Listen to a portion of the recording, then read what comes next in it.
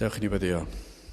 Diolch yn i ti o Dduw am y fraint yma unwaith eto ac gael dod i ti ac yn gofyn i ti felly agosau ato ni ac i nerthu ni byddwn ni yn daddoli di mewn ysbryd a gwirionedd. Tyr felly tywat y lan ysbryd arno. I ni'n gofyn hyn o'r trwy enw ac heiddiant ein harglwydd Iesu Grist. Amen. Gydwch ni ddechrau'n gwasanaeth trwy ganu'r emyn 167. 167. Fydd rhyfeddau i'r cariad yn rhagwyddoldeb pell a drefnodd yn yr arfaith i'm etifeddiaeth well. Na'r ddear a'i thrysorau a'i brau bleserau ynghyd, fy nghyfoeth mawr ni dderfydd yw Iesu, prynwr byd. 167 gen i sefyll i'w chanu.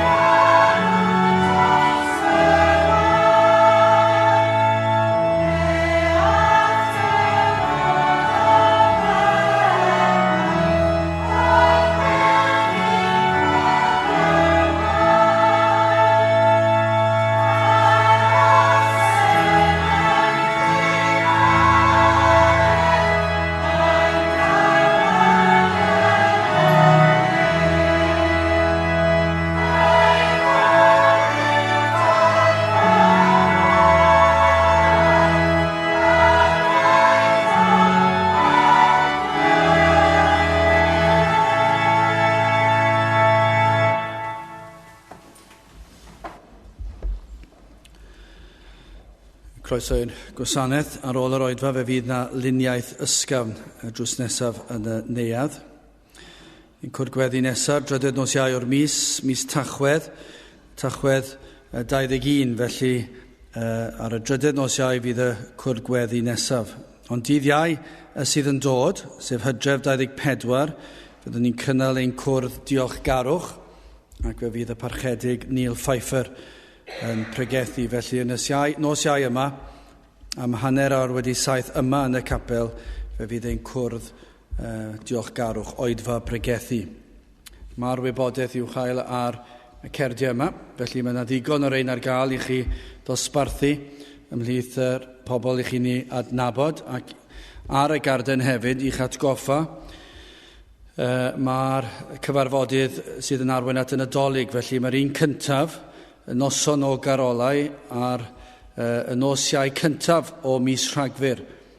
Dyma'r ail dro ni wedi symud ymlaen i ddechrau'r mis, felly i chi gofio, mae nos Iau cyntaf, sef Rhagfyr y 5 am hanner awr wedi 7. Ac yna noswyl yn Nadolig, Rhagfyr 24, yn hwyr yn y nos, 11:15, fyddwn ni'n cynnal ein gwasanaeth croesawu'r Nadolig. Felly mae'r wybodaeth i gyd ar y cerdiau, felly croeso i chi fynd â pentwr o'r rhain gyda chi.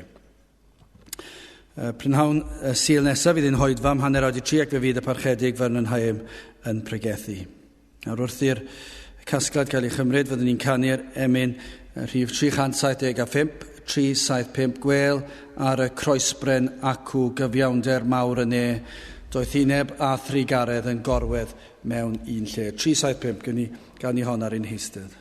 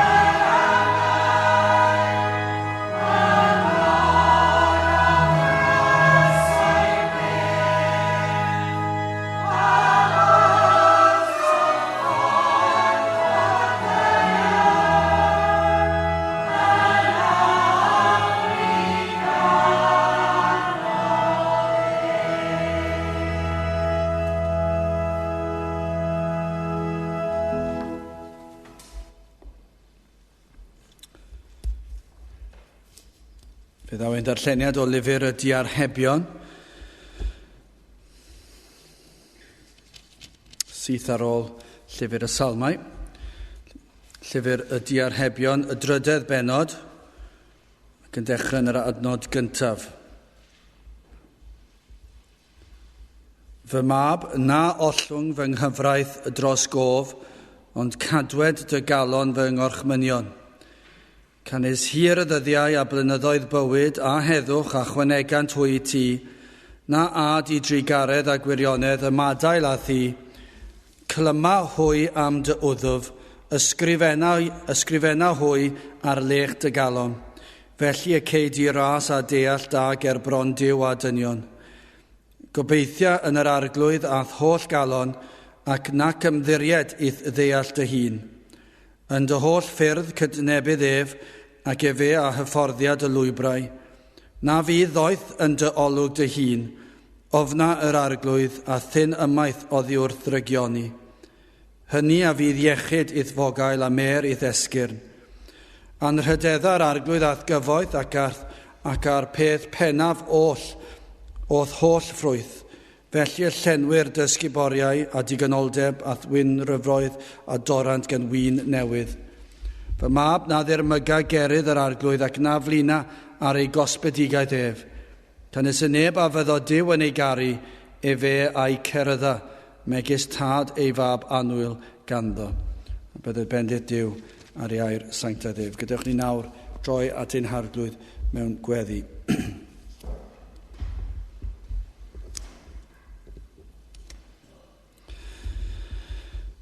Diolch yn ei ti unwaith eto Dduw am cyfle arall i ddod i alw ar denw ac i ddyrchafu denw ac i ni yn diolch ein bod yn gallu dod ata ti ac yn sicr o'r grandawiad hwnnw gan ein bod yn dod trwy enw ac heiddiant dy fab a'n gwaredwr yr arglwydd Iesu Grist. Ac felly i ni yn dod yn hyderus o'r flaen ac yn gofyn i ti fendithio'n hamser yma ac i ofyn am dy bresenoldeb yn gweddio Dduw ar ei ti agosau ato ni. Ym mha bynnag cyflwr y byddwn ynddi a byddi di yn agosau. Os ydym wedi dod i'r oedfa hon yn bell oddi wrth i ti, neu os ydym ni wedi caledu'n celonau, neu os yn dod yn drwm ein celonau ac yn pryderus ac yn ofnus, o Dduw pa bynnag cyflwr yr ydym ynddi, ni yn gweddio ac yn gofyn i ti i drigyrhau ac i agosau atom, ac i gynhesu'n celonau ac i beri i ni ddod i'r man hynny lle yr ydym yn gallu dy addoli di ac i ddyrchafu dy enw am dy holl roddion a'r holl fendithion tuag atom. I ni yn diolch am bendithion yr efengil, i ni yn diolch i ti am yr heddwch hynny sydd i'w gael mewn byd sydd yn llawn trwbl, yn llawn pryderon, yn llawn ofnau ac ansicrwydd. Mae yn bosib i rywun i gael heddwch yn ei galon, heddwch a Dyw, heddwch yn gwybod ei fod yn ddiogel am dragwyddoldeb. I ni yn diolch i ti o Dduw fod y baich pechod yn gallu cael ei chymryd oddi arno, ei fod yn gallu cael ei hoelio ar groes yr arglwydd Iesu Grist. Ac nad oes rhaid i ni gario y baich ein pechodau trwy gydol ein bywydau ac ei cario mewn i dragwyddoldeb, ond yr ydym yn gallu cael gwared ohono wrth ddod at y groes ac fod yr arglwydd Iesu yn ei hoelio ar y groes, fel nad ydym ni yn gorfod ei gario mwyach. O Dduw, i ni yn diolch i ti am y llawenydd hynny sydd yn cael ei rhoi i'r Cristion, ei fod yn gallu llawenhau pob dydd ym mha bynnag cyflwr, ym mha bynnag anhawsterau hyd yn oed. Mae yr ysbryd yn ei nerthu ni i gallu troi ein golygon oddi ar y pryderon hyn ac yn gosod ein golygon ar ein gwaredwr. Ac felly o Dduw, i ni yn diolch i ti ac yn llawenhau hefyd am yr holl addewidion dy fod wedi addo bod gyda ni yn ein harwen ni ac yn dangos y ffordd i ni ac yn ein helpu ni ymhlith yr penbleth o y fywyd bob dydd, yr holl anhawsterau sydd yn ein gwynebu, y mae gan dy blant Dduw sydd yn agos atom ac yn ein mynwesu ac yn ein cysuro ac yn ein harwain. O Dduw, i ni felly yn dy ddyrchafu di, yn dyrchafu dy enw di y prynhawn hwn ac yn diolch i ti am yr holl roddion hyn, am yr holl bendithion. Ac felly yn gofyn o Dduw, unwaith eto byddwn ni yn gwybod dy fod yma yn ein plith. Gad i bob un ohonom wybod am dy bresenoldeb. I ni yn cyflwyno rhai sydd yn methu bod yma, ond bysa yn dymuno bod yma, ond oherwydd afiechyd yn gweddio Dduw, felly y byddi ti yn agosau atyn nhw. I ni yn cyflwyno rhai sydd wedi bod yma, ond wedi colli'r awydd i ddod i ti, ac yn gofyn i ti o Dduw i ddod ac ar gyhoeddiad o bechod. O cymaint o bobl o Dduw dros y blynyddoedd sydd wedi dod i ti ac yna wedi cilio ac wedi pellhau.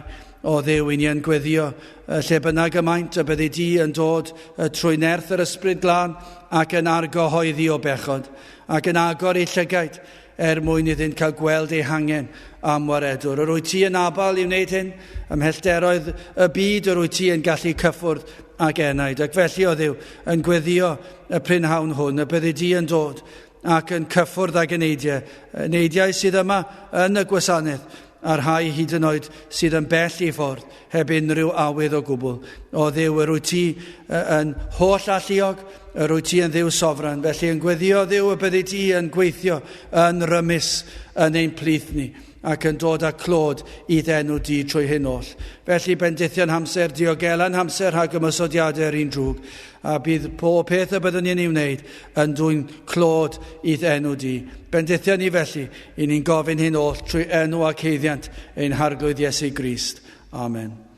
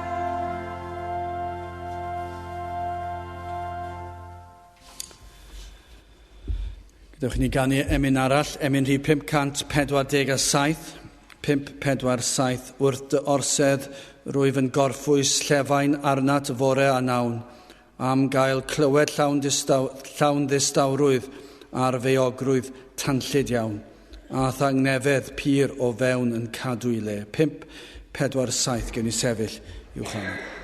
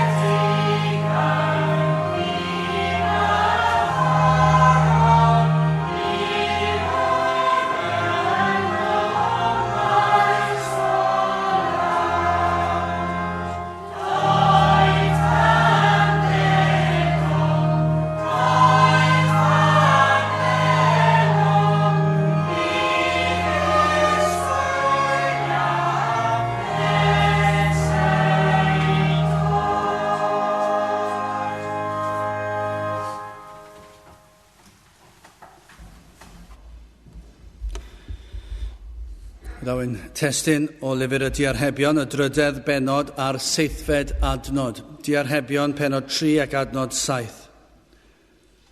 Na fydd ddoeth yn dy olwg dy hun, ofna'r arglwydd a thyn ymaith oddi wrth ddrygioni.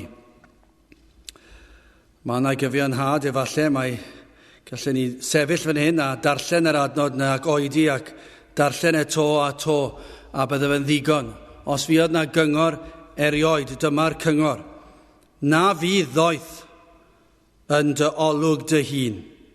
Ofna'r arglwydd a thyn ymaith oddi wrth ddrygioni. Petawn ni'n mynd allan ar y stryd, petawn ni'n mynd i ganol tai pobl, mewn i'w cartrefi, petawn ni'n mynd i ganol dre, petawn ni'n mynd i gweithle, lle bynnag y bydde'r weithle ohono, lle petawn ni'n mynd i'r ysbytai, unrhyw le. Mi fydden ni'n gallu darllen yr adnod yma ac y mae yn gyngor i bwy bynnag. Na fydd ddoeth yn dy olwg dy hun.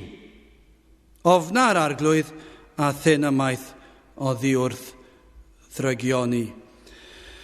Chydig wythnosau nôl, o'n i'n edrych ar adnod ac yn sôn am gwahanol dewisiadau di-ri sydd mewn bywyd. Ond hefyd, i ni'n gweld yma fod bywyd yn llawn sefyllfaoedd dyrys. Ac yn aml, i ni yn ansicr o'r hyn ddylsem ei wneud. A dych chi erioed wedi cael sefyllfa yn eich bywyd a chi ddim yn siŵr pa lwybr y dylsech ei gymryd. Be ddylech chi wneud? Gymaint o sefyllfaoedd, a mae rhai nhw'n fach, a mae rhai nhw'n bethau mawr. Ac i chi meddwl am yrfa ac yn y blaen, neu lle i fyw, neu beth bynnag yw ac i chi ddim yn siŵr beth yw'r peth cywir i'w wneud. Ac mae yna rai pobl yn dos yna sydd yn bobl reit hyderus. Ac dyn nhw byth yn teimlo'r angen am ofyn cyngor. Ac mae'n rhyw brofiad rhyfedd i gyfarfod y bobl yna. Chi'n gweld yr hyder yn llifo allan ohonyn nhw. Ac dyn nhw bron byth yn teimlo'r awydd hynny i ofyn cyngor gan rywun. Beth ddylsen ni'n neud fan hyn? Ac maen nhw fel bethau, nhw'n gwybod beth maen nhw fod i wneud. Ac amla mae'n anghywir, ond mae'r hyder yna'n anhygol. Maen nhw yn llawn hyder ac yn gwneud y penderfyniad heb trafod ac heb gofyn. Achos maen nhw'n weddol sicr i bod nhw yn iawn. Eraill, falle, yn y bysach i rannu ac i ofyn barn mewn gwaith, falle. Chi'n gallu gweld rai, maen nhw wastad yn gwneud y penderfyniad yna. Ond eraill, fi'n meddwl, beth am checio gyntaf gyda'r dirprwy neu'r prifathro yn yr ysgol. Well, gen i ofyn iddyn nhw, oeddi hwn yn ddoeth i wneud, a fydde hwn yn beth iawn i wneud. A ddylsen i wneud hyn o fewn y dosbarth ac yn gofyn i barn nhw. Eraill yn mynd ymlaen, personolaethau gwahanol. Ond chi'n gweld rai pobl, maen nhw'n dewis a dethol y pobl, maen nhw'n holi. Chi'n gallu gweld ambell waith, maen nhw'n rhyw penbleth neu rhyw ddryswch, ac i chi'n gweld, newn nhw ddim mynd lan at rhywun arbennig i ofyn cyngor.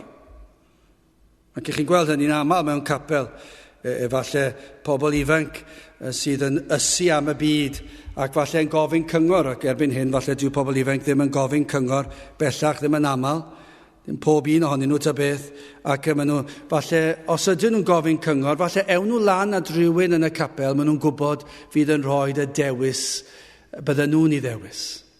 Os maen nhw'n gwybod bod chi'n mynd i ofyn, oedden iawn i fynd i'r fan ar fan neu i wneud yr math yma o beth, chi'n gallu gweld, maen nhw'n mynd lan ac maen nhw'n gofyn i rywun draw fan hyn. Rywun, falle, maen nhw'n credu sy'n mynd i ddweud, popeth yn iawn, paid a phoeni. Neu nhw ddim gofyn i'r rhain, achos maen nhw'n gwybod beth yr ateb. Mae'n digwydd, i chi'n ei weld mae'n digwydd tramser, dim rhywbeth nawr, oedd e'n digwydd 10 mlynedd yn ôl, oedd e'n digwydd 20 mlynedd yn ôl. Dwi'n gwybod pan o'n i'n arwen cyfarfodydd pobl ifanc, a llawer o bobl ifanc yn dod trwy'r cyfarfodydd, dim yn aml iawn bydde dim un o'n nhw'n dod i ofyn i fi barn, a ddylsen nhw'n wneud hyn, a ddylsen nhw'n llall. I ddweud y gwir, sa'n credu erioed i unrhyw un o'r pobl ifanc i ofyn i barn, achos y broblem oedd, o'n nhw wedi clywed fy marn yn ystod yr astudiaeth, a dyn nhw ddim yn licio fe. Felly bys nhw'n mynd lan i'r rhywun arall, ac yn drist iawn, falle rhywun yn y capel, ac rhywun yn y capel fydde i fod, falle i wybod yn well, a maen nhw'n gofyn iddyn nhw, ac maen nhw'n rhoi sêl bendith ar y bydolrwydd. Popeth yn iawn, paid a phoeni. Chi'n gwybod pwy ofyn? Chi wedi gofyn cyngor a chi'n teimlo'n well. Chi'n teimlo'n well.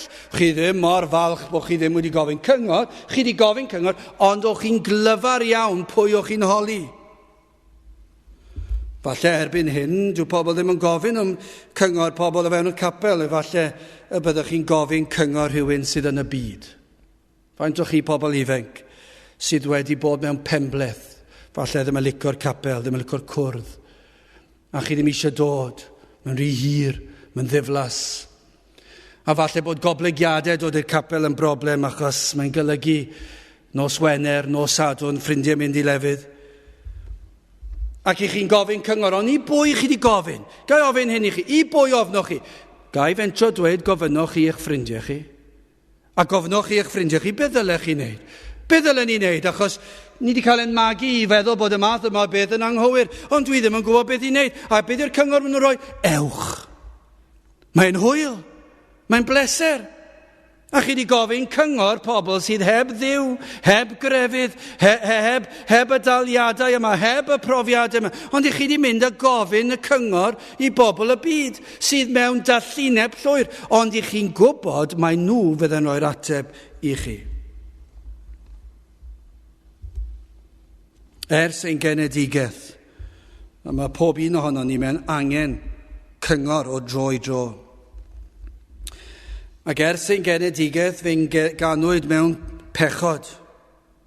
Ac oherwydd hynny, i ni gyd mewn tywyllwch. Ac mae angen help yno ni.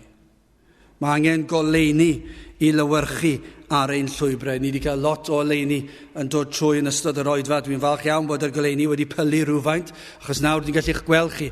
Ond tan tua 5 munud yn ôl, dwi'n gallu gweld dim un person yn y capel. Chi'n pam? Oedd yr goleini yn llywyrchu. Ac oedd yn goleio'r holl le yma. Wel, dyna beth sydd angen arno ni gyd. Mae eisiau rhyw fath o oleini i ddangos y ffordd i helpu ni wneud y penderfyniadau cywir. A chi'n gwybod beth? Y mae gair Duw, mae'r ysgrythyr yn llawn cyngor ar sut i fyw ac ar sut i farw. Fedra i ddim meddwl am unrhyw achlysur mewn bywyd lle nad yw gair Duw yn gallu rhoi cyngor i chi.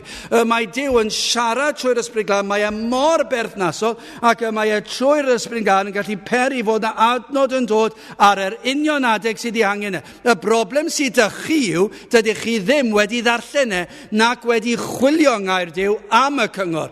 Os ydych chi mewn unrhyw benbleth, siwr o fod, yr rheswm amdano fe yw, dydych chi ddim wedi gofyn. Dydych chi ddim wedi chwilio. Peidiwch â bod mor uchel eich parch o'ch meddwl chi eich hunan, meddwl, sa'n gwybod beth i wneud fan hyn. Yr rheswm i chi ddim yn gwybod beth i wneud yw, un, i chi ddim wedi ceisio gair Duw, dau, dydych chi ddim wedi gofyn i Dduw i arwain y llwybrau i chi. Mae llyfr y diarhebion yn llawn cyngor ar gyfer pob math o amgylchiadau bywyd. O, na fyddech chi mor falch. O, na fyddech chi'n stopio yn eich balchder a chymeryd cyngor Duw. Dyna be fydde'n braf. Y byddech chi'n stopio bod mor falch a meddwl bod chi mor glyfar ac meddwl bod chi'n gwybod yr ateb i bob dim. Ac yn arbennig yr ifanc. Ond mae hwn yn mynd berthnasol i'r canol oed ac i'r pobl hŷn hefyd. Achos yr un yw'r broblem i chi'n mynd trwy'r blynyddoedd ac pan i chi'n cynnerdd eich canol oed, mae yna falchder anhygol fyna'n does hefyd. Ond efallai i chi'r ifanc yma yn arbennig nawr, dwi ddim yn gwybod, gan fod yr diarhebion yn sôn am y mab neu'r plant neu'r math yna beth am i ni gyfeirio fyna, ond i bawb i gymryd sylw.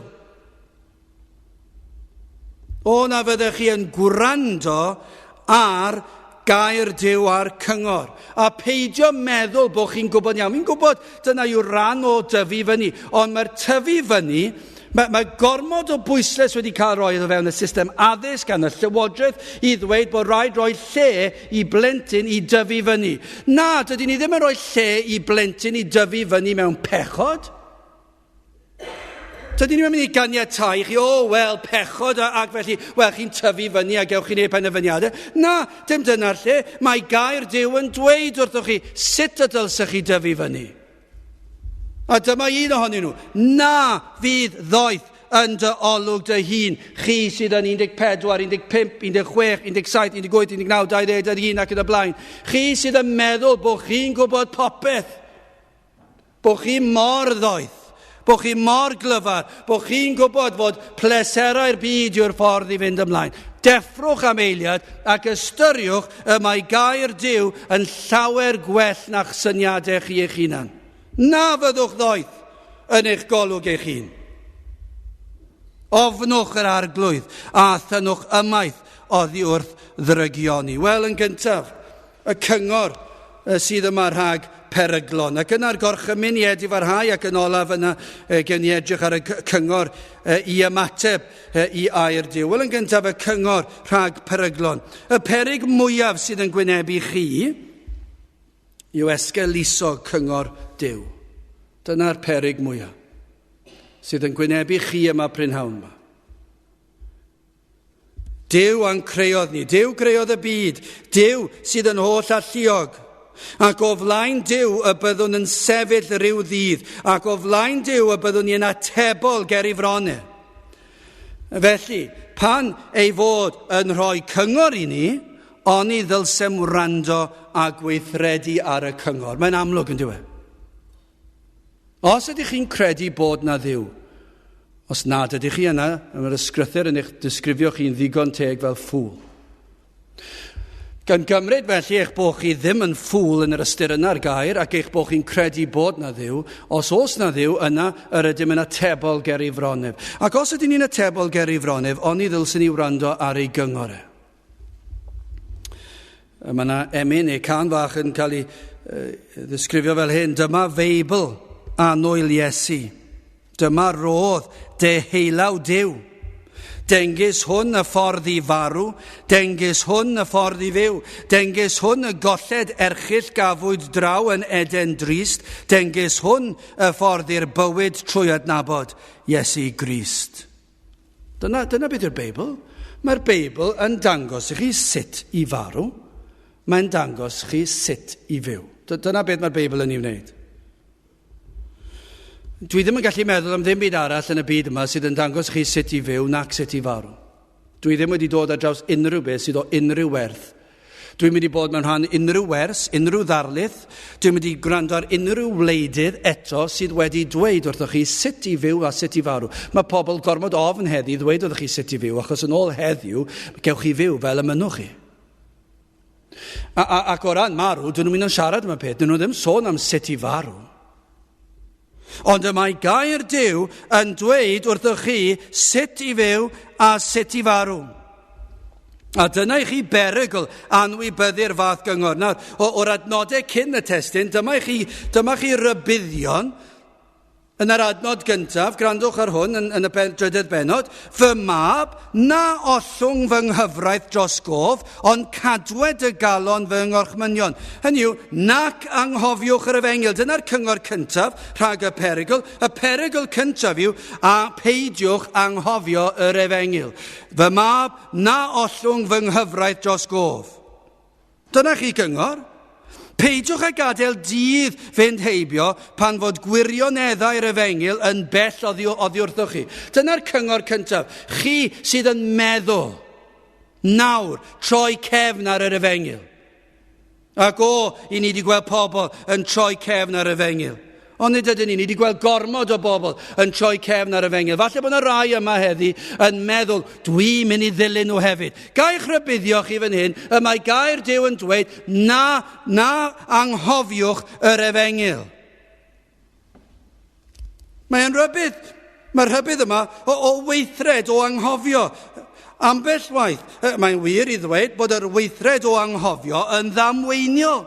Ambell waith ond diwe. I chi wedi anghofio pethau ac I chi ddim wedi bwriadu anghofio, ond I chi wedi anghofio. Hynny yw, dim bwriad, ond drwy esgelistod neu prysurdeb I chi wedi anghofio. So cyfnod yn ystod eich bywyd chi, lle mae'ch bywyd chi wedi bod yn arbennig o brysur, gwaith, falle yn yr ysgol, gwaith coleg, swydd, teulu, beth bynnag yw dwi wedi cael y sefyllfa'n aml iawn. Mae'n nghof un ofnadw, dwi'n neud drwy'r amser. Ac dwi'n siŵr fod I esbonio hyn fan hyn o'r blaen. Mae un o'r athrawon yn yr ystafell athrawon yn dweud, mae rhaid I roi'r neges yma i'r plant syth ar ôl mewn mewn y dosbarth. A dwi, oce, na i gofio. Ond o'r llwybr o'r stafell athrawon i'r dosbarth, dwi wedi dod ar draws siŵr fod 100-200 o blant. Rhai nhw'n dweud, helo, Mr Iam, helo, Mr Iam. Dwi'n gofio dweud helo at bob un o'n nhw. A dim rwy'n arall yn dweud, dwi wedi syrthio, dwi wedi troi ar fy mhigwr ni. Mae rai fi ddelio dyn nhw. Wedyn mae rwy'n arall, maen nhw'n ymladd ac maen nhw'n cwryla, maen nhw'n stopio'r cweryl yma, beth i chi wneud cwryla? Ac erbyn amser wedi cyrraedd y dosbarth, dwi wedi anghofio. A dwi'n mynd y dosbarth, wedi dysgu'r wers, ac yna mae rwy'n dweud, nes i roi'n, na, ddo anghofio si. Nawr, doeddwn ni ddim wedi gwneud yn fwriadol, ond oherwydd prysurdeb, nes i anghofio. Ydych chi'n rhy brysur? Achos os i chi, ar y materion yma, yna i chi'n esgeuluso y pethau pwysica. Ac i chi'n atebol am hynny. Peidiwch yn meddwl bod chi'n anghofio, bod chi wedi roed yr efengyl tu ôl chi rhywfaint, ac i chi'n anghofio, a fi Duw yn maddau chi am anghofio. Fi ddim yn maddau chi am anghofio, fe fydd e'n cosbi chi am anghofio, eich bai chi o anghofio. Os i chi'n rhy brysur, yna mae rhaid chi sortio'r pethau mas i ddweud yn siŵr nad oes na pethau yn tynnu ffwrdd o'r efengyl. Os oes na bethau yn eich bywyd chi sydd yn peri nad ydych chi'n dod o dan gwrandawiad gair Duw, yna deliwch â nhw. Os oes na bethau sydd yn amharu ar eich cerddediad gyda Duw, deliwch dyn nhw. Dyna beth yw fan hyn. Fy mab na ollwng fy nghyfraith dros gof. Paid a gadael iddo fe ddigwydd. Peidiwch yn meddwl, os i chi wedi sylweddoli ar ôl cyfnod bod chi wedi anghofio'r peth, yna os yw yn bwysig i chi, fyddwch chi'n neud rhywbeth am y peth. Falle ffaith bod chi ddim yn neud rhywbeth am y peth yn dangos i chi dydy'r efengyl ddim yn bwysig iawn i chi. Dyw e ddim yn ddigon pwysig i chi. Neu falle nid prysurdeb gwaith a bywyd yw e, falle prysurdeb mwynhau pleserau yw'r broblem. Chi'n rhy brysur yn llenwi'ch bywyd a phleserau'r byd yma. Caneuon y byd yma. A'r holl bethau swnllyd sydd o gwmpas. Ac gan eich bod chi wedi llenwi'ch bywyd a'r pethau felly, i chi wedi roed yr efengyl o'r neilltu ac wedi anghofio fe. Ond beth bynnag yw'r achos, dydych chi ddim wedi rhoi sylw i fater pwysica bywyd. Beth bynnag yw e, falle eich gyrfa yw e. Gael ofyn i chi, faint fydd yn rhagwyddoldeb yn uffern oherwydd bod nhw wedi rhoi ei gyrfa gyntaf. Sawl un sydd yn mynd i fod yn golledig am dragwyddoldeb gan bod nhw wedi bod mor brysur yn dysgu gwaith ysgol, dysgu gwaith coleg ac yna'n cael swydd ac yna'n dringo'r ysgol i fyny mwyn cael y swydd gorau ac i chi wedi rhoi eich gyrfa gyntaf ac cyn i chi droi rownd fyddwch chi'n eich 40, 50 yn dod i ymddeoliad ac yn sydyn iawn i chi wedi esgeuluso'r efengyl ac yna mae rhy hwyr.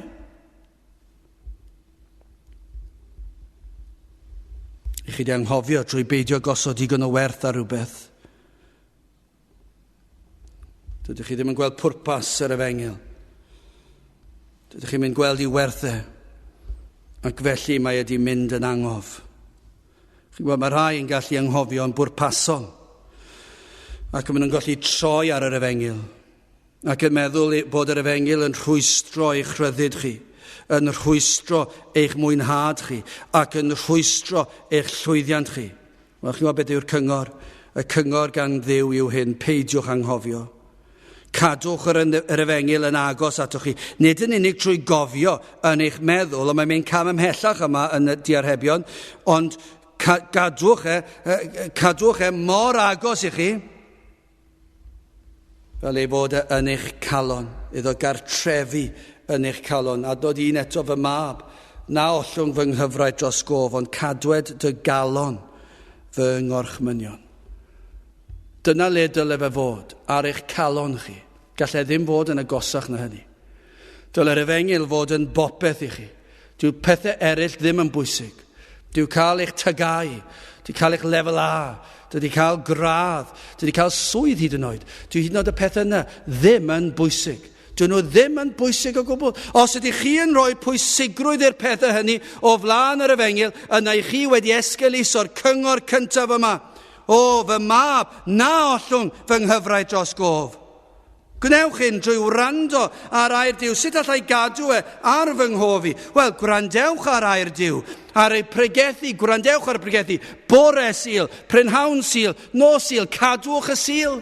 Cadwch y Sul. Dewch i'w dydd trwy gydol y dydd. Ac ydwch chi ddim cael gormod o bregethu. Mae rai falle'n teimlo bod 2 oedfa ar y Sul yn ormod. Wel, nag yw, dwi ddim yn ormod. Dylen ni cael 4 neu 5 oedfa ar y Sul. Achos dylsyn ni lenwi. Dwi'n bod 2 awr yw hynny, mas o 24. Felly, os ych chi'n eistedd fyna meddwl, mae 2 oedfa yn ormod i fi ar y Sul, yna deffrwch, achos mae tragwyddoldeb gyda chi feddwl am hynny. Byddwch chi yn uffern am dragwyddoldeb yn meddwl, na fydden ni wedi gwrando ar o le 1 oedfa ar y Sul, heb sôn am y 2.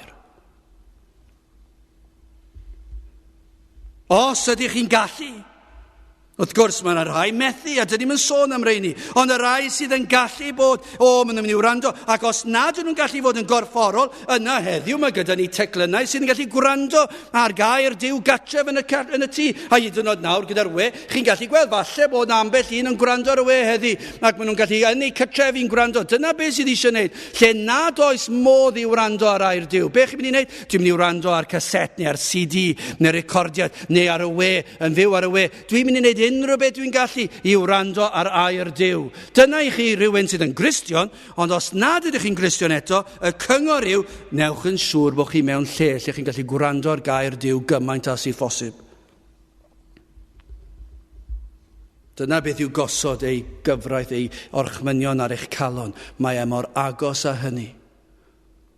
O'r astudiaeth feibledd a'r cwrdd gweddi ganol wythnos, fyddai'n rhoi bob un cyfle fedra i wrando ar air Duw. Cwrdd pobl ifanc, fyddai'n gwrando ar air Duw. Pam? Achos mae tynged fy enaid yn ddibynnol arno fe. Os ydych chi'n esgyluso, yna beth yw yn dweud? Beth mae'n dweud? Mae'n dweud, does dim lot o ots gen i am fy enaid. Dwi ddim yn poeni normodol am fy enaid. Ond y mae llyfr y diarhebion, y mae gair Duw yn dweud, o fy mab, na ollwng fy nghyfraith dros gof, ond cadwed y galon fy ngorchmynion. Gwrandewch ar y pregethu, darllenwch ei air. Ydych chi'n darllen gair Duw yn ddyddiol? Os ydych chi'n ceisio, fe fyddwch chi. Darllen gair Duw bob dydd. Darllenwch ei gymaint y gallwch. Darllenwch lyfrau am air Duw. Galwch arno'n ddyddiol trwy gydol y dydd. Galwch arno trwy weddi. Siaradwch amdano. Gwnewch y mwyaf o bob cyfle. Efallai, dyma gyngor i chi. Dyma fel dylsech chi'n neud, Edrychwch ar bob cyfle y cewch i glywed pregethu fel falle mae dyma'ch cyfle ola chi i glywed y pregethu. Ac felly os nad ydych chi'n siŵr o'ch enaid ac i ble mae'ch enaid yn mynd, gwrandewch ar bob pregeth. Dychmygwch chi nawr petai chi ddim yma prynhawn yma, ond bod eich bywyd yn dod i ben cyn heno yma. A hon fydde'r bregeth ol. Dychmygwch chi'n eistedd fan hyn nawr a chi ddim yn gwrando. Gair o beth dwi'n dweud. Ond hwnna'n bosib yn dweud. Nag yw yn bosib bod chi'n eistedd lawr yn yr oedfa a ddim gwrando gair mae'r pregethwr wedi dweud, a hon oedd eich pregeth ola chi. A nathoch chi ddim gwrando, dychmygwch tragwyddoldeb wedyn ni, y cyfle gafoch chi gyfle, munudau, eiliadau cyn i chi gamu tragwyddoldeb, ond nathoch chi ddim gwrando. Dyma'r cyngor fel hyn, fy mab, gwranda ar bob cyfle. Ar y ddewyd os newch chi y mwyaf o'r cyngor, yw adnod 2, canis hir ddyddiau a blynyddoedd bywyd a heddwch a chwanegant hwy i ti. Dyma beth sy'n digwydd. Os yw Duw yn addo rhywbeth, doedd yma na ddewyd gwag, di bwrpas, mae ei ddewyd yn llawn bendithion ac addewidion. Os gwnewch chi hynna, yna gewch chi addewyd hir ddyddiau ac heddwch. Trwy fynwesu'r efengil, y neges o newyddion da, wrth fynwesu y neges am Grist, am yr arglwydd Iesu Grist, wrth glywed am yr hyn a wnaeth Crist drosom ni ar y groes, wrth glywed am Iesu Grist yn tywallt ei waed ac yn cael ei gosbi yn eich lle chi, wrth glywed bod chi'n gallu cael eich golchi'n lan trwy waed yr Iesu, wrth glywed bod yr Iesu wedi bodloni gofynion y tad, fod Iesu Grist yn gwbl gyfiawn, trwy glywed bod Crist yn rhoi perffeithrwydd ei hun i chi a bywyd tragwyddol. Beth ych chi'n cael? Trwy glywed y pethau yma ac pwyso ar yr Iesu, fe gewch fywyd tragwyddol. Dyna hir ddyddiau, fe gewch chi fywyd tragwyddol ac heddwch a Duw. Dyna be mae'r Rhufeiniad yn dweud 5 adnod 1, am hynny gan ein bod wedi yn cyfiawnhau trwy ffydd y mae gennym heddwch tuag at Duw trwy ein harglwydd Iesu Grist? A ydych chi am cael heddwch a Duw? Wel, os ydych chi eisiau heddwch a Duw, yna gwrandewch ar y cyngor sydd yma yng Ngaer Duw. Cofleidiwch yr Efengyl. A os yna unrhyw beth mwy gwerthfawr mewn bywyd na chael heddwch a Duw, mae'n pwysleisio'r peth ymhellach yn y drydedd adnod o diarhebion. Na ad I drigaredd a gwirionedd y madail a thi. Clyma hwy am dy wddwf, ysgrifennau hwy ar lech dy galon. Dyna chi, mae'n mynd yn fwy dwys. Ydy'r Efengyl mor bwysig â hynny? Chi'n gwybod am drigaredd Duw? Yr ydych yn gwybod ei fod am faddau eich holl bechodau? I chi'n gwybod ei fod yn fodlon golchi y galon ddiaf? Felly dewch ato adnod 5, ac nac ymddiried I ddeall dy hun. Ond nid dyna'r problem y mwyafrif. Ond nid dyna beth I chi yn ei wneud, ond nid dyna beth mae'r rhai wedi wneud oedd yma yn yr oedfa hon, ac bore a nos Sul hefyd, ond falle sydd wedi mynd ers tipyn. Beth sydd wedi digwydd i'r rhai o'r rheini? Roedden nhw'n ymddiried i'w deall ei hun. Ond nhw'n eistedd lawr ac yn meddwl, wel, fe sortio i'r peth mas. Fe benderfyna I beth sydd ore. A beth dwi eisiau? Dwi eisiau cael ffrindiau, dwi eisiau cael pleser, dwi eisiau cael anfoesoldeb a meddwdod, achos dyna beth sy'n dderbyniol heddiw. Dwi eisiau cael llwyddiant, ac os yw llwyddiant yn golygu bod fi dwyllo tym bach ar y ffordd fyna I, achos dyna fe pawb yn ei wneud, ac maen nhw'n eistedd lawr ac maen nhw'n ymddiried yn ei deall nhw hun. Maen nhw'n penderfynu beth yw'r ffordd ore iddyn nhw I fyw I bywydau. Ac efallai i'r ifanc hyd yn oed yn fwy hirt. Does dim profiad bywyd ganddoch chi, ac eto gyd chi dal I wneud y penderfyniadau anferthol yma bod dilyn llwybrau'r byd yn dderbyniol. I chi wedi dyrchafu eich hun I rhyw statws awdurdodol. Rwyf wedi penderfynu fy mod yn gwybod yn well na chreawdwr y byd. O, na fyddwch chi'n sylwi, fel mae Paul yn dweud yn Effesiaid 4:18, wedi tywyllu ei deall, wedi ymddieithrio wrth ddichedd Dduw trwy'r anwybodeth sydd ynddynt trwy ddarluneb ei calon. Dyna beth sy'n wir, ie?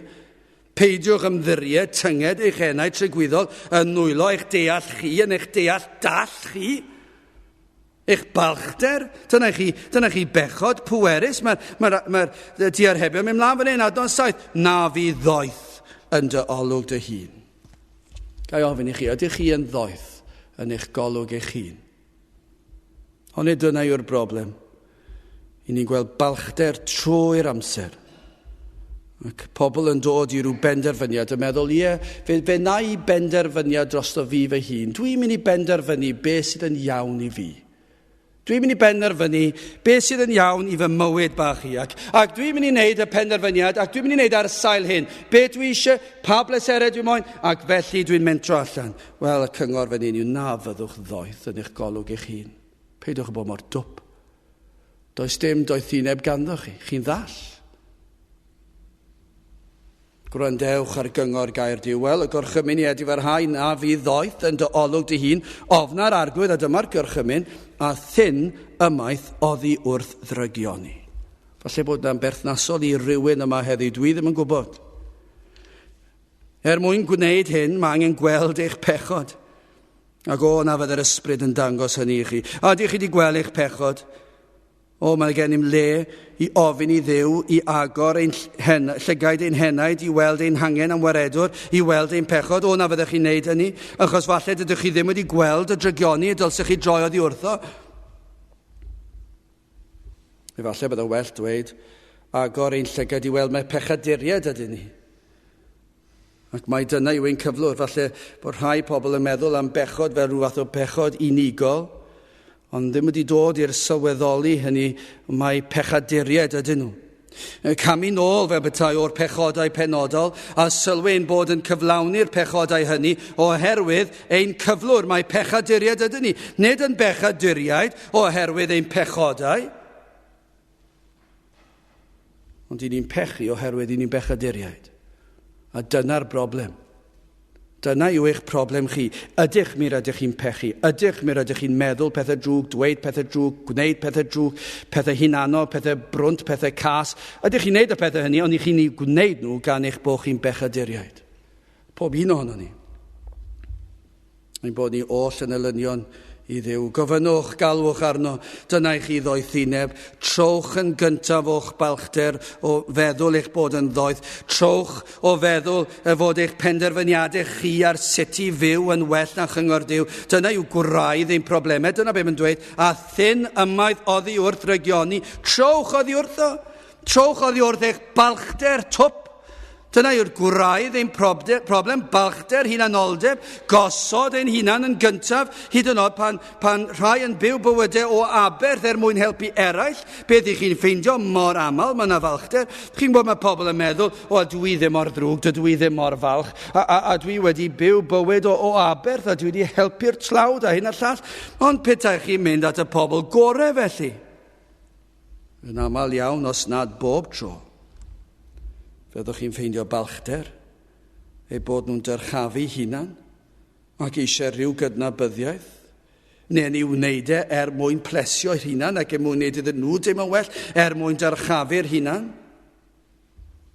Y cyngor yma yw tynnwch ymaith i ffwrdd o drygioni balchder, drygioni mor aml yr ydym yn dod at benderfyniad bod ein barn, beth yw ein barn am ddrygioni. Chi'n gwybod beth ni'n gofyn i chi tynnu ffwrdd o ddrygioni, ac beth ni'n enwi pethau unigol, falle bydd yn rai o'n chi'n meddwl, wel, dydy hynny ddim yn ddrwg.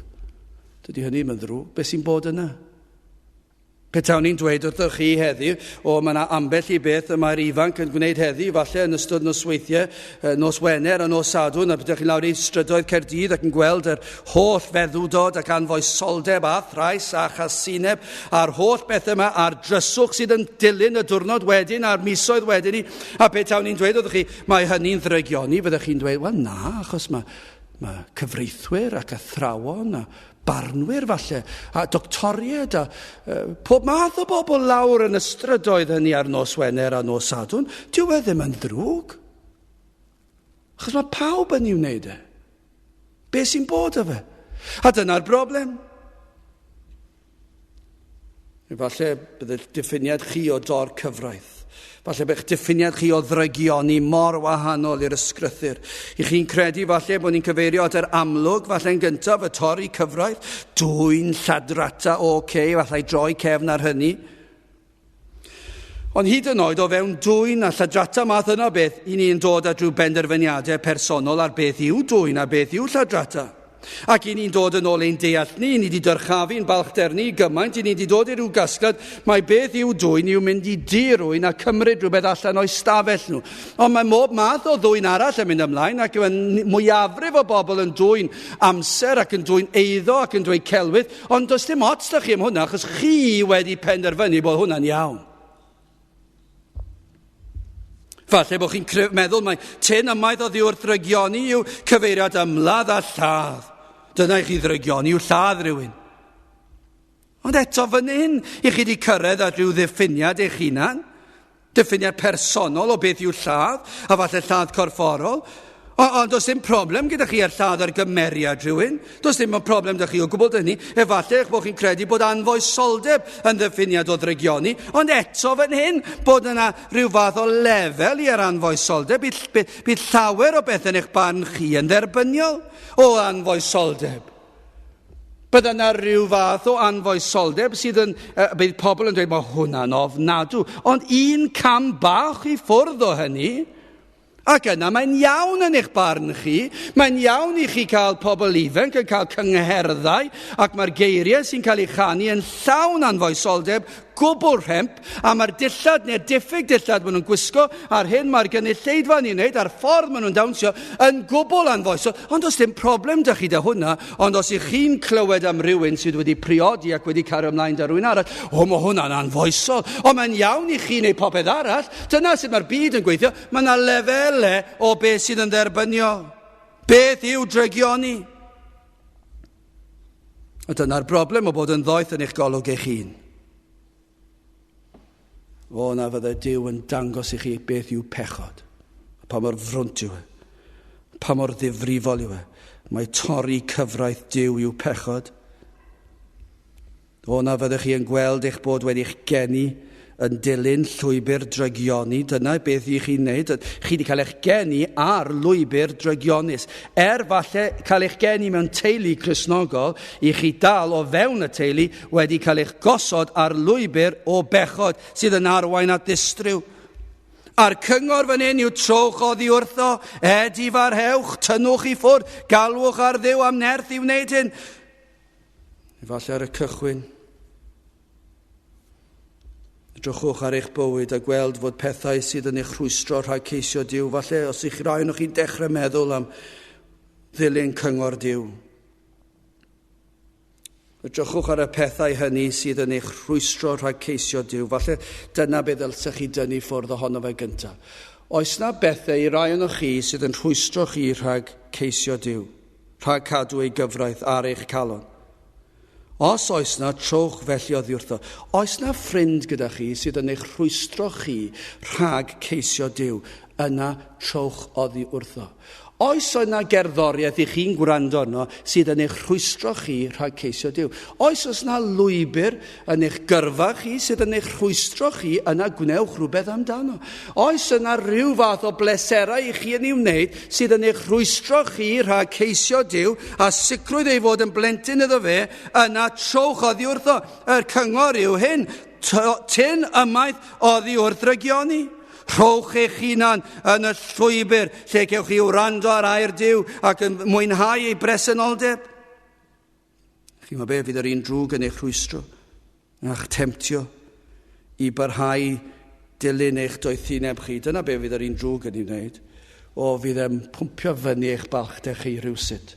Falle ewch chi'r gwaith fori neu'r ysgol neu'r coleg, a fydd rhywun yn dweud wrthych chi fori, falle bore fori, ar ôl gwasanaeth fel hon, ewi ti'n dda. Mae llais da dy ti. Mae eisiau defnyddio fe. Mae yna grŵp bach yn dechrau dyn ni nawr. Gwybod geiriau anfoesol, mae llais da dy ti. Ewi ti'n gryf. Mae eisiau ti yn y tîm. Dwi'n gwybod be mae'n golygu. Torri'r sil. Fi'n gwybod na. Ond ti'n mor dda, falle neu di fynd yn bell. Dyna be fydd Satan dweud. Bore fori, allan ni sicrhau chi, os fydd un ohonoch chi yn ystyried cymryd cyngor Duw, yna bore fori, os nad heno yma, fe fydd Satan wedi dod rywsut i'ch rwystro chi a dyrchaf i'ch balchder chi. Na fyddwch chi'n tynnu ymaith oddi wrth rygioni. Cyffeswch eich pechod ger bron Duw, edifarhewch o'ch pechod, trowch oddi wrtho ac ewch at Grist. Dyna'r cyngor i fe trwy gydol yr Testament Newydd, edifarhewch a chredwch yr Efengyl. Dyna beth sy'n eisiau chi wneud, edifarhewch a chredwch yr Efengyl. Yn olaf, a triau bod mor sydyn a gallai fod, y cyngor i ymateb. Chi mae wedi clywed y cyngor. Beth yw'r cyngor? Na i fynd dros nhw'n sydyn yn yr 7 adnod gyntaf. Na ollwng mewn nghyfraith dros gof. Na ad i drigaredd a gwirionedd ymadael a thi. Nac ymddiried i ddeall dy hun. Na fi ddoeth yn dy olwg dy hun. Tyn ymaith oddi wrth rygioni. Ond nawr mae di rhoi rhybydd i chi, nawr mae'n rhoi cyngor i chi adnod 5. Gobeithio yn yr arglwydd ath holl galon. Dyna'r cyngor nawr. Trowch oddi wrth bechod, trowch oddi wrth y byd, trowch oddi wrth eich balchder, ac nawr yr hyn sydd rhaid i chi wneud yw gobeithiwch yn yr arglwydd. Neu ffordd arall o ddweud hynny yw ymddiried yn yr arglwydd. Os am ymddiried yna rhaid bod y person yna yn ddibynadwy. Os chi'n mynd ymddiried yn unrhyw un, na fydde'r person yna'n ddibynadwy. A yw yr arglwydd yn ddibynadwy? A oes yna un yn gallu cwestiynu'r arglwydd mewn unrhyw ffordd? Nid oes na un fwy dibynadwy erioed wedi rhodio ar y ddaear. Crist yw mab Duw. Mae'r arglwydd Iesu Grist yn berffaith yn ei holl briodoleddau. Nid oes un rhan o gymeriad Crist yn fethiedig. Mae Crist yn holl alluog. Mae'n abol i gyflawni'r hyn myna.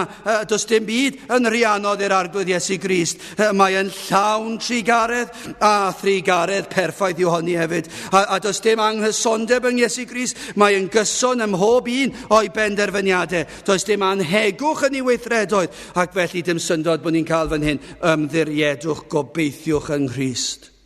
Peidiwch pwyso ymddiried yn eich deall eich hun. pwyswch ar yr un sydd yn deall pob dim.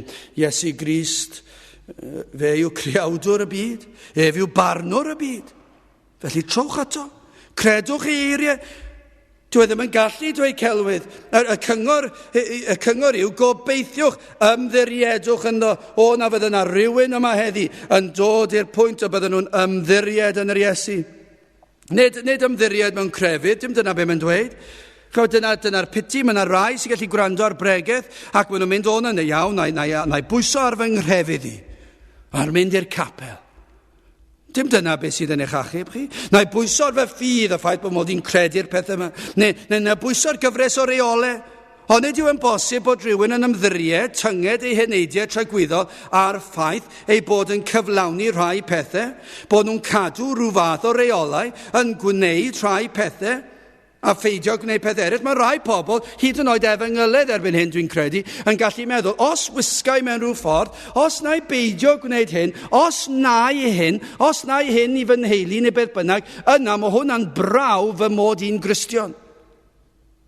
Nid Cristnogaeth yw hynny. Dydych chi ddim yn Gristion achos bod chi'n dod i'r capel. Dydych chi ddim yn Gristion achos bod chi'n gwisgo mewn rhyw ffordd arbennig. Dwi'n credu bod na ffordd i wisgo. Dwi'n credu bod na ffordd i dod i gapel. Dwi'n credu bod na beth i fod i wneud. Ond nid yna beth sydd yn eich gwneud chi'n Gristnogion. Dydych chi ddim yn Gristion achos dydych chi ddim yn yfed neu beth bynnag. Dwi'n credu bod Cristnogion yn peidio gwneud rhai pethau ac yn gwneud pethau eraill. Dwi'n byd i wneud gyda pethau ni. Eich chi'n Gristion oherwydd yr arglwydd Iesu Grist. Eich bod yn pwyso arno ef ac yn gobeithio yn yr arglwydd. Mae rhai yn ymddiried yn y ffaith nad ydynt wedi gwneud rhai pethau, ddim yn mynychu rhai llefydd. Wrth gwrs fyddwn ni ddim yn gwneud rhai pethau ac yn gwneud rhai pethau. Ond nid yna yw'r efengyl. Ymddiried, gobeithio yn yr arglwydd, gobeithio yn ei berson, ymddiried yn ei berson, yn ei addewidion, yn ei weithredoedd, popeth mae Crist yn dweud am ei hun, popeth mae'r ysgrythyr yn dweud am Grist, i ni'n ymddiried yn hynny, i ni'n pwyso ar yr addewidion, os cyffeswch eich pechodau, os edifarhewch a chredwch, yna cadwedig fyddwch chi. Dyna beth yw pwyso ar yr efengyl, neu'n bod ni'n credu bod hyn yn wir, edrych ar Grist. Gweld mai fe yw mab Duw. Chi'n pwyso ar ei berffeithrwydd, ar ei farwolaeth ar y groes fel cosb yn ein lle. Mae'n gwybod bod addewidion y bydd y sawl a ddaw ato ef yn cael ei derbyn. Ni fydd yr un yn cael ei wrthod. Dyna beth yw pwyso. Mae'n ymddiried ei holl galon, mae'n fater o fywyd a marwolaeth, ac felly mae'n rhoi ei holl ddibyniaeth ar yr arglwydd. Adnod 7 yn mynd ymlaen, mae'n dweud ofna yr arglwydd. Mae'n gweld hyn ar ddechrau diarhebion 1 adnod 7. Ofn yr arglwydd yw dechreuad gwybodaeth, ond ffyliaid a ddiastyriant ddoethineb ac addysg. Ofn a ddaw o barch at ei berson, at ei berffeithrwydd e. Psalm 130, adnod 4, ond y mae gyda thi fa ddeiant, fel yth ofner. Job 28, adnod 28, ac wrth un e fe ddywedodd, wel e ofn yr arglwydd, hynny ydyw doethineb, a chilio oddi o'r ddrwg sydd ddeall. Ydych chi wedi dechrau cilio oddi o'r ddrygioni? Ydych chi wedi dechrau ofni'r arglwydd? Gweld ei fawredd, gweld ei berson, gweld ei fywyd, gweld ei farwolaeth, gweld ei atgyfodiad. Ydych chi wedi gweld fod yr addewidion yn wir? Ac ydych chi wedi dod i bwyso arno fe? O na fydde presenoldeb Duw yma heddi yn dangos eich cyflwr, yn dangos eich pechod ac yna'n dangos ei fawredd. A byddwch chi yn gweld mae ef yn unig dylsem gredu, ymddiried yno a phwyso arno, derbyniwch y cyngor, dewch at y groes, y man lle gwelwch i'r arglwydd Iesu Grist. Tywallodd Duw ar ei fab ei holl ddigofaint, cymerodd Crist y gosb yn eich lle. Felly gobeithiwch yno, pwyswch arno, credwch ei eiriau, ac wrth wneud hyn, yna byddwch wir yn ddoeth, ac fe dderbyniwch i heddwch a Duw. Beth yw'r cyngor felly? Na fydd ddoeth yn dy olwg dy hun. Ofna yr arglwydd a thyn ymaith oddi wrth ddrygioni. Gadewch i ni weddio. O Dduw, i ni yn diolch i ti am yr holl gyngor sydd yn dy air di.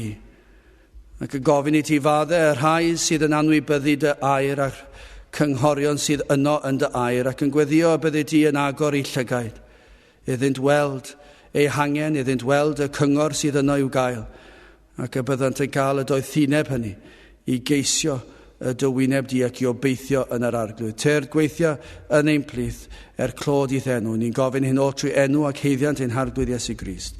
Amen. Gadewch i ni orffen ein gwasanaeth drwy ganu'r emyn rhif 288, 288. Mi glywaf dyner lais yn galw arna fi. 288 gewn ni sefyll i'w chanu.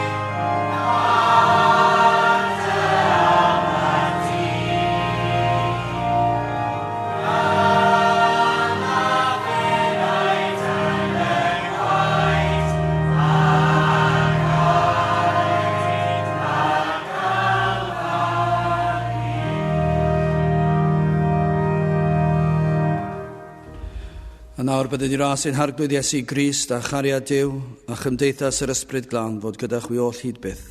Amen.